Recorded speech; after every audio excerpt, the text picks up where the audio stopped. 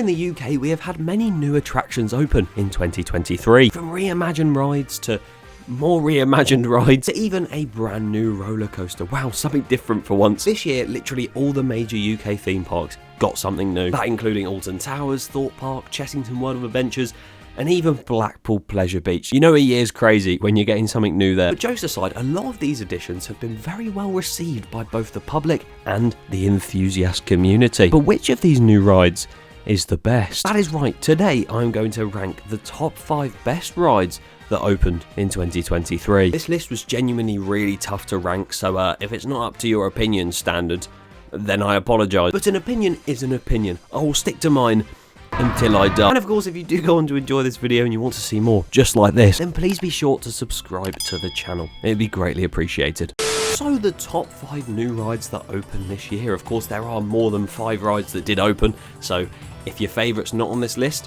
why do you like Ostrich Stampede so much? I've tried to rank these as fairly and as best I can, but I still don't know myself whether this is the right order or not.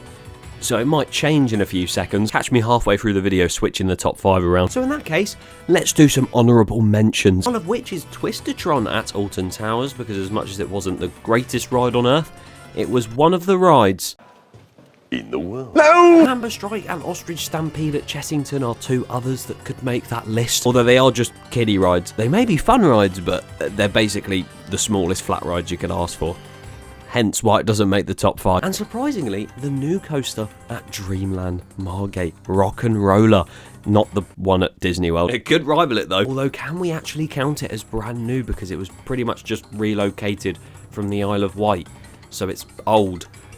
Either way, if it's from the small isles or the big island, it doesn't matter, it's still a good ride. Those are my honourable mentions. We can put them aside for now, because my top 5 begins now. Although I forgot to tell you at the start that at the end of my top 5, I'm actually going to show you what you guys thought.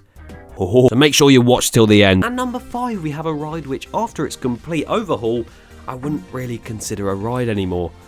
Brilliant, nice one, Dan. That being Ghost Train at Thorpe Park. Now, I have to begin this segment just by saying a massive props to the creative team for coming up with such an innovative name. Jokes aside, Ghost Train is the reimagined version of Derren Brown's Ghost Train without that pesky virtual reality that was there before. Thank the Lord that's gone. There's also no gimmick of, oh, I'm Derren Brown, I do the illusion thing. It's all just pure physical sets and a lot of acting, which is a lot better for the most part. It is still really well themed on the inside and on the outside. It's very eerie as well, which is always what you want with a Ghost Train. And some of the rooms in there, including that first pre-show, are very well done. I'll even say that the pre-show might be my favourite part.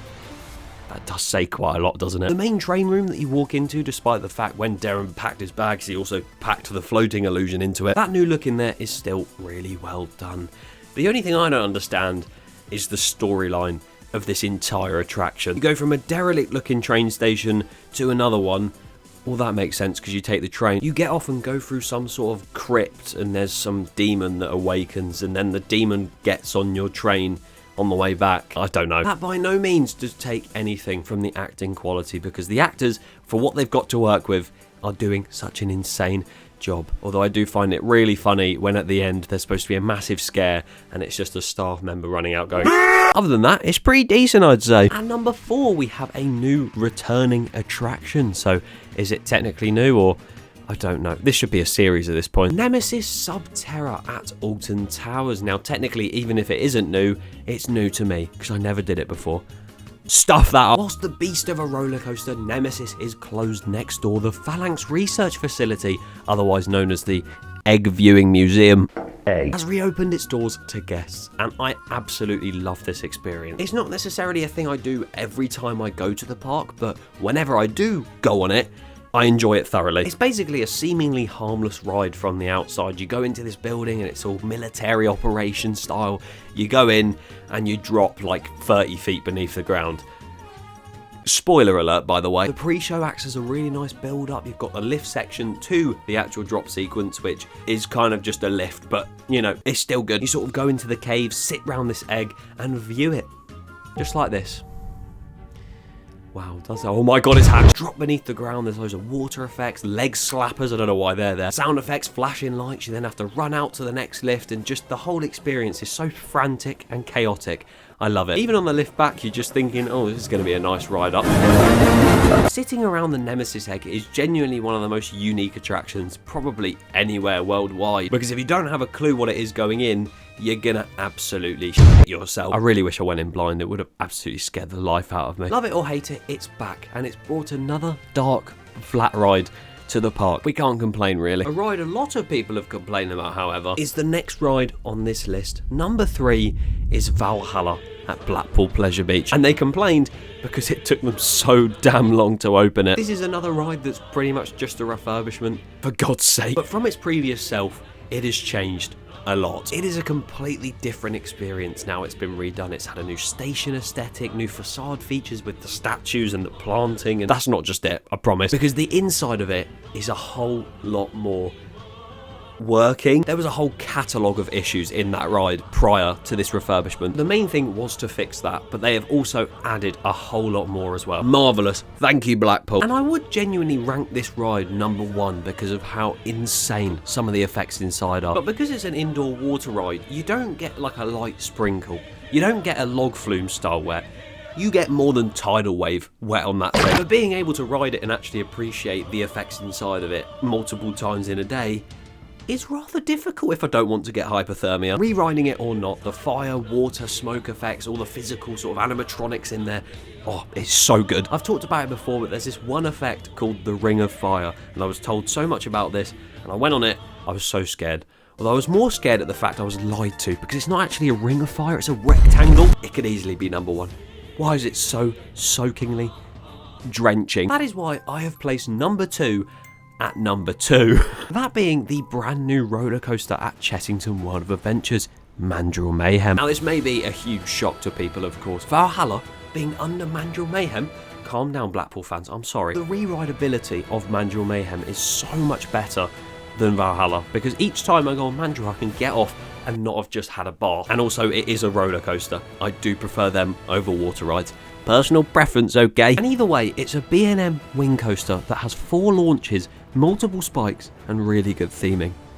What's not to love? The fact you can also sit on that train any seat you want and have a different experience to the next time you sit somewhere else. That makes the re-rideability even better as well. You can face forwards sitting in the front and have a different experience to sitting 6th row facing forwards, or even facing backwards as well. You can really tell I like a ride when I'm talking about seats. This is absolute content. But yes, the layout isn't the most insane thing ever, and it may be a bit bumpy in places, but the way it glides around that entire perimeter of the area and is really well themed throughout the queue and the track length. I may enjoy Mandrill Mayhem a bit too much, but hey, it's a good ride. But it's not as good as number 1. Because at number 1 is my favourite new ride of 2023. That being a ride that opened in 2023. The Curse at Alton Manor at Alton Towers. This ride is a masterpiece. If you ignore the fact that Emily Alton, the main protagonist of this ride, is dead in a coffin outside of it, what you have is a really lovely facade of the Alton Manor, which of course is just the old jewel house, or the haunted house if you want to go 30 years back. The new queue line has loads of Easter eggs to old rides and attractions such as the corkscrew, a black hole, Ripsaw is coming back, guys. And as you head into this lovely house viewing, you are then presented with a walking pre-show. And that is also amazing. And then you board your ride vehicle, and from there, the experience is just phantasmagorical. There are loads of different scenes that use projections, physical set pieces, screens, you name it, it's probably in there. The trommel inside finally works. Oh, it's been years since that thing even turned a centimetre. There's no more blasters on it, which was the big complaint that a lot of people had, so thank the Lord on that one. And even if at the start of the year we got off that ride and thought, you know what, that was really good, but there's these things they can improve on, they've gone and improved on it over the course of the year. We love that. Alton Towers always listens to feedback, doesn't it? That doesn't explain why Rita's still there. I'll cut them some slack. The way they've managed to redo it in that time and make it that good is insane. However, before I wrap up my thoughts on all these rides, how about we see what you guys thought? Curse and Valhalla were tied in my head for a while, but the scale of the scenes and effects on Valhalla genuinely amazed me on my first rides. I would agree with that. But once again, getting soaked on a ride continuously when you just want to re-ride it and see it again, I don't know if I can fathom that. Mandrill Mayhem, the theming in and around it is insane. It's Chessington's new best ride and will stay around for much longer. Long live Mandrill Mayhem. I'm going to start worshipping Mandrill Mayhem, to be fair. Come on, it's a no-brainer that the log flume in Thomasland wins it, hands down. I got spited by that thing. I went and it wasn't open. And now that I'm done crying, I can reveal the poll results. As you can see, Mandrill Mayhem won with an absolute landslide of over half the votes. Then came the Cursor Alton Manor with almost a quarter of the votes, and Valhalla was around that range too. Leave your top 5 down below and make sure you subscribe. Goodbye.